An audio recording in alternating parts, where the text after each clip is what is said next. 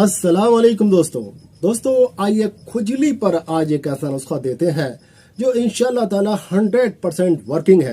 हजारों बार का आजमाया हुआ है, मेरा भी आजमाया हुआ है और जिन हकीमों ने इस नुस्खे को किताबों में दर्ज किया है उनका हजारों बार का आजमूदा नुस्खा है ये।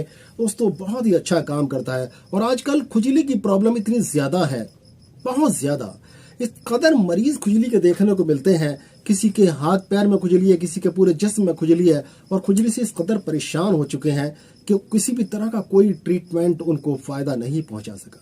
दोस्तों ऐसे ऐसे मरीज मैंने देखे जो कहां कहां उनको इलाज के लिए नहीं जाना पड़ा, बड़े बड़े स्किन स्पेशलिस्ट के पास गए और ऐसे ऐसे लोगों के पास गए जिनसे जो बात करने के सिर्फ 1500 रुपए ले लिया करते हैं। उनका ट्रीटमेंट चला, सालों साल ट्रीटमेंट चला, लेकिन फायदा कुछ भी नहीं हुआ। एक्सटर्नल ट्यूब्स वगैरह लगाने से और जो एंटीबायोटिक्स मेडिसिन खाने से कुछ दिन के लिए सुकून जरूर महसूस हुआ, लेकिन जैसे ही उन दवाओं को तर्क किया फिर दोबारा बड़ी तेजी के साथ में ये मर्ज फिर से हावी हो गया। लोग बहुत परेशान, ऐसे ऐसे लोग देखे मैंने जो 8-8 साल से 6 से 8-8 साल से स्टेरॉइड और एंटीबायोटिक्स खा रहे थे और जिन्होंने अपनी जिंदगी और अपने जिस्म को पूरी तरह से बर्बादी के खंदक में ढकेल दिया था। दोस्तों ऐसे मरीज जब बिल्कुल हताश और निराश हो गए, जब उनके पास में कोई मौका नहीं बचा कि अब एलोपैथिक दवाओं से वो अपनी खुजली को सही कर सके, तभी ऐसे मरीज देसी दवाओं में जाते हैं, आयुर्वेद दवाओं का सहारा लेने पर मजबूर होते हैं। वरना मैंने ये देखा है कि ज्यादातर जब भी कोई बीमारी होती है लोग बड़े बड़े डॉक्टर्स के पास में, एलोपैथिक डॉक्टर्स के पास में भागते हैं, अंग्रेजी दवाइयां खाते हैं और जब मजबूर हो जाते हैं, उनसे कुछ नहीं हो पाता, तभी आयुर्वेदिक या यूनानी इलाज की तरफ आते हैं। तो दोस्तों क्या ये सही है? आज मैं सवाल आप लोगों से कर रहा हूं, क्या ये सही है? आप इतने सारे पैसे लुटाने के बाद में और फिर आयुर्वेदिक या यूनानी डॉक्टर के पास जाते हैं और तब तक आपकी जेब खाली हो चुकी होती है, फिर आप उससे पूछते हैं, उस आयुर्वेदिक डॉक्टर से या यूनानी डॉक्टर से पूछते हैं, और साहब दवा कितने की होगी पर डे, दवा कितने की बैठेगी? वहां आकर पूछते हैं, लेकिन वहां जो बड़ी बड़ी मोटी फीस देकर आते हैं, 500 और 1000 रुपए की फीस देते, वहां आप कोई सवाल नहीं करते, फायदा भी नहीं होता, फिर भी आप लगातार दवाइयां खाते रहते हैं और कोई शिकायत नहीं करते। तो दोस्तों करना चाहिए। और अगर देखिए एक वो दोहा था, कबीरदास जी का दोहा था कि दुख में सुमरिन सब करें, सुख में करे ना कोई, जो सुख में सुमरिन करे दुख काहे को होए। अगर पहले से ही किसी आयुर्वेदिक डॉक्टर का, किसी यूनानी डॉक्टर का दामन थाम लो तो ये बीमारी इतनी इंशाल्लाह बढ़ेगी ही नहीं। तो ऐसा करके देखें कभी।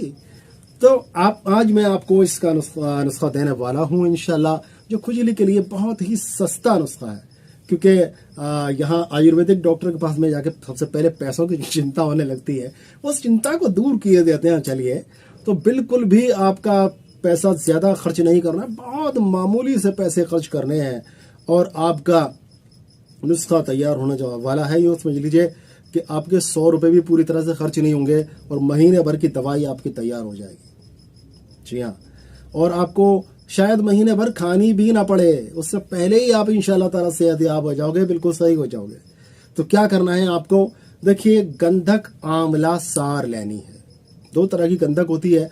एक गंधक वो पटाखे वगैरह छोड़ने के, आतिशबाजी के काम में लाई जाती है, और दूसरी गंधक जिसको आंवला सार गंधक कहते हैं, ये दवाइयों में इस्तेमाल की जाती है। इसको अब शुद्ध करने की कोई जरूरत नहीं है। कोई लोग कहते हैं इसको भी शुद्ध करके इस्तेमाल करो, नहीं, मैंने कभी इसको शुद्ध करके इस्तेमाल नहीं किया और इसका कभी कोई साइड इफेक्ट नहीं देखा, कोई गलत साइड इफेक्ट बॉडी पर नहीं देखा, बल्कि बहुत ही अच्छी तरह से काम करती है। शायद शुद्ध होने के बाद में वो असर काम ना करे, शायद जो इस तरह से असली हालत में काम करती है। जी हाँ, गंधक आंवला सार आपको लेनी है। आपको गंधक आंवला सार ऐसे समझ लीजिए 100 ग्राम लेनी है। दूसरी चीज आपको क्या लेनी है? दूसरी चीज आपको लेनी है गेरू। इसको राम रस भी कहते हैं। ये एक मिट्टी होती है और इसका रंग जो है सुर्खी माइल होता है, यानी लाल लाल सा होता है, रेडिश कलर होता है इसका। और इसको लोग पहले अपने जब चूल्हा के लकड़ियों वाले चूल्हे हुआ करते थे मिट्टी के बने हुए, उनकी पुताई के लिए इसको इस्तेमाल किया करते थे।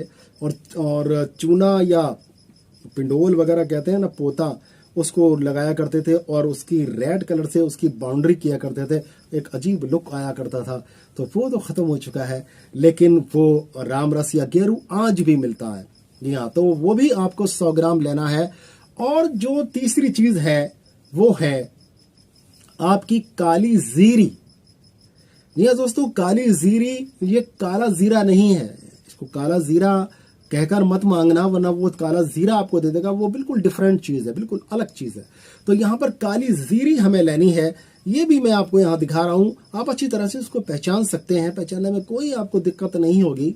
इसका दाना और जीरे का दाना बिल्कुल अलग अलग होता है।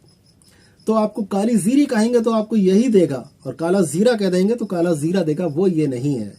ठीक है, तो आपके 3 चीजें हुई, फिर से मैं दोहरा रहा हूं आपको गंधक आंवला सार 100 ग्राम लेनी है, आपको काली जीरी 100 ग्राम लेनी है, और आपको गेरू जो है वो भी आपको 100 ग्राम ही लेना है।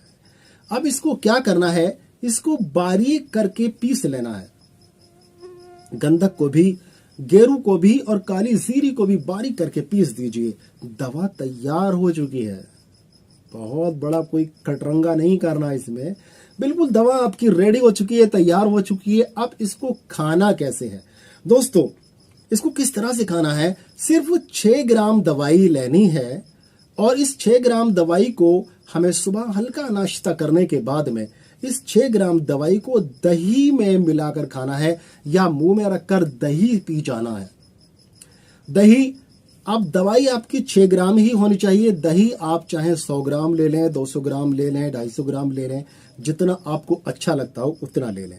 अब क्या करना है, जो दूसरी पुड़िया है वो आपको इसके 3 घंटे बाद में लेनी है। 3 घंटे गुजरने के बाद में फिर से आपको वो पुड़िया लेनी है और दही के साथ में लेनी है।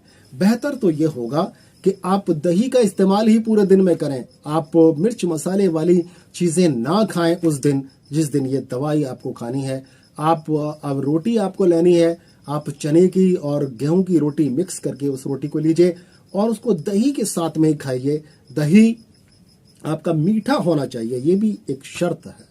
दही आपका खट्टा नहीं होना चाहिए, यानी ताज़ा दही होगा तो मीठा ही होगा।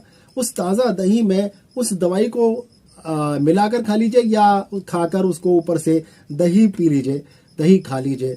तो आप देखेंगे इंशाल्लाह ये आपकी 2 खुराकें एक दिन में हुई। आपको ये सुबह लेनी है, फिर 3 घंटे बाद में लेनी है।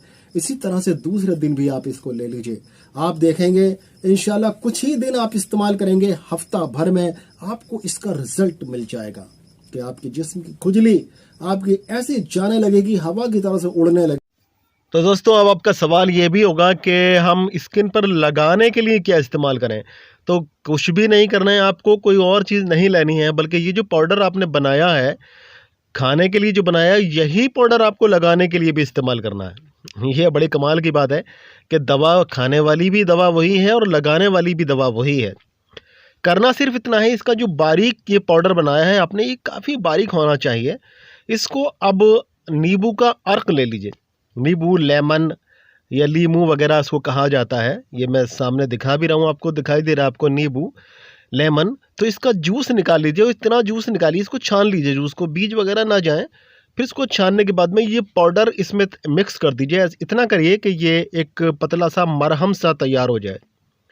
उसके बाद में जहाँ भी आपको ये दिक्कत है, खुजली की दिक्कत है, वहाँ पर स्किन को धोने के बाद में, अच्छा, साबुन का इस्तेमाल ना करिएगा। साबुन का इस्तेमाल ना करिएगा, क्योंकि साबुन जो है जिल्द के लिए बिल्कुल भी अच्छा नहीं होता है। तो इसका अर्क में मिलाने के बाद में आप इसको कम से कम 2 बार, एक बार रात में लगा लें, एक बार दिन में लगा लें इसको। इसका इफ़ेक्ट आप देखेंगे इंशाल्लाह। इसके लगाने से और इसको खाने से आपका स्किन की डिजीज़, आपकी खुजली, आपकी जितनी भी तरह की स्किन डिजीज़ हैं, इंशाल्लाह ताला बिल्कुल पूरी तरह से ख़त्म हो जाएंगी। आपकी स्किन बिल्कुल साफ़ और शफ़ाफ़ हो जाएगी। तो तरीका आपको पता चल ही गया है। यही पाउडर आपको लेना है, नींबू के अर्क में, लेमन के अर्क में इसको जो है वो भिगोना है और पतला सा मरहम तैयार कर लेना है। बहुत गाढ़ा भी ना हो कि लगाने में आपको दिक्कत महसूस हो। तो इसको आप क्या करेंगे, इसको आप इतना पतला रखेंगे कि आप अच्छी तरह से अपनी स्किन पर इसको अप्लाई कर सकें। तो इसको क्या करेंगे आप, आपका ये पेस्ट, आपका ये पतला सा एक पेस्ट तैयार हुआ है, इसको लगाएंगे और दवा को जैसे आपको बताया गया है उसको बताएंगे, उसको इस तरह से इस्तेमाल करेंगे। चलिए आगे बताते हैं। लगेगी। जो हजारों रुपए की दवाइयां आज तक काम नहीं कर सकी, वो डॉक्टर जो मोटी मोटी कमाइयां करने के बाद में, मोटी मोटी फीस लाने के बाद में आपको सही नहीं कर पाए थे, अल्लाह की रहमत से इंशाल्लाह ताला ये मामूली सा दिखने वाला नुस्खा इंशाल्लाह ताला आप इससे सेहतयाब हो जाएंगे। तो दोस्तों बहुत ही अच्छे नुस्खे हम देते हैं, इस चैनल को सब्सक्राइब कर लीजिए ताकि अच्छे नुस्खे आप तक पहुंच जाएं और नोटिफिकेशन बेल आइकन जरूर ऑन कर दीजिए ताकि कोई भी नुस्खा जो है आपसे छूटने ना पाए दोस्तों। और अगर ये वीडियो पसंद आई हो दोस्त तो एक लाइक भी दे दीजिए। बहुत बहुत शुक्रिया दोस्तों, मिलते हैं इंशाल्लाह फिर किसी एक बीमारी को लेकर, उसका बहुत ही अच्छा सा इलाज लेकर, उसका बहुत अच्छा सॉल्यूशन लेकर मिलते हैं इंशाल्लाह। तब तक अपने भाई को इजाजत दें। अस्सलाम वालेकुम व रहमतुल्लाह अलैहि व बरकातुहू।